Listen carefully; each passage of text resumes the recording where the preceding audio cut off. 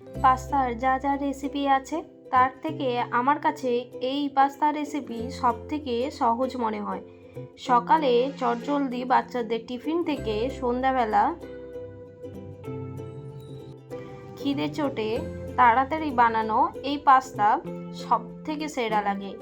আমি এই pasta recipe অনেক ছোট থেকেই বানাই, আর এটা আমার কাছে সবথেকে সেরা লাগে।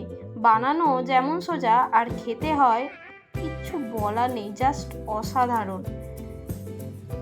আর ছোটবেলায় এই রকম হালকা পাস্তাই আমরা খেয়েছি, তখন তো আর এত হোয়াইট সস পাস্তা কিংবা পাস্তার অন্য কোনো রেসিপি সেইভাবে কোনো দিন খাওয়াই হয়নি। তার মায়ের কাছে দেখেছি এই রেসিপি, পাস্তা মানেই এই পাস্তা রেসিপি। প্রথমেই আমি পাস্তাগুলিকে 90% সেদ্ধ করে নিয়েছি সাদা তেল এবং নুন দিয়ে। প্রায় 90%-এর মতো সেদ্ধ করে ভালো করে জল ছড়িয়ে রেখে দিয়েছি, যাতে পাস্তাগুলি একসাথে জড়ো না হয়ে যায়। তারপরে কড়াইয়ে আমি অল্প তেল দিয়ে দিয়েছি একটা ডিমগুলিকে আমি ক্রাম্বেল করে ভেজে নেব। ব্যাস, আমার ডিম ভাজা হয়ে গেছে। ওই তেলেতেই আমি দিয়ে দিয়েছি গোলমরিচের গুঁড়ো, আদা রসুন কুচি দিয়ে একটু লাল করে ভেজে নেব। তারপরেই দিয়ে দেব একটু বেশি পরিমাণে পেঁয়াজটা আমি একটু বেশি পরিমাণে দিয়েছি। এই রেসিপিতে আর কিছু দেয়া হোক আর নাই হোক, এই পেঁয়াজটা কিন্তু দিলেই হবে।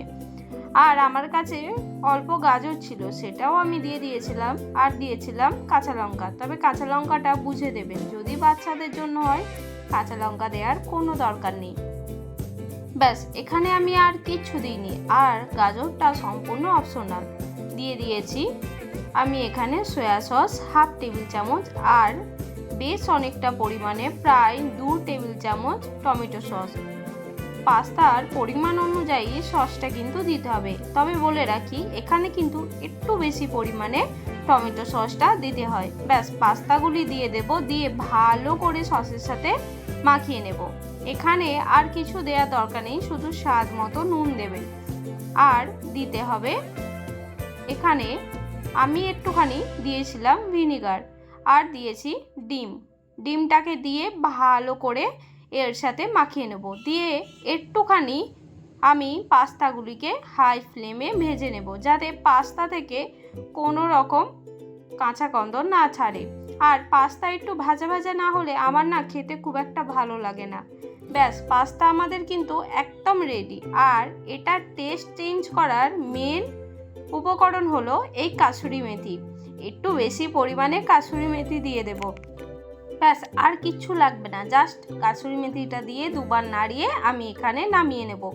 পাস্তা কিন্তু আমাদের একদম রেডি হয়ে গেছে। এই রেসিপি বানাতে কি 5 মিনিটও সময় লাগবে? তাহলে একবার হলেও কিন্তু আমার এই সিক্রেট রেসিপি বানিয়ে জানাবেন যে কেমন হয়েছিল। আর আমাকে কিন্তু কমেন্ট করে জানাতে ভুলবেন না। আর ভালো লাগলে রেসিপিটি একটি লাইক করে দেবেন। আবার চলে আসবো কাল অন্য কোনো রেসিপি নিয়ে।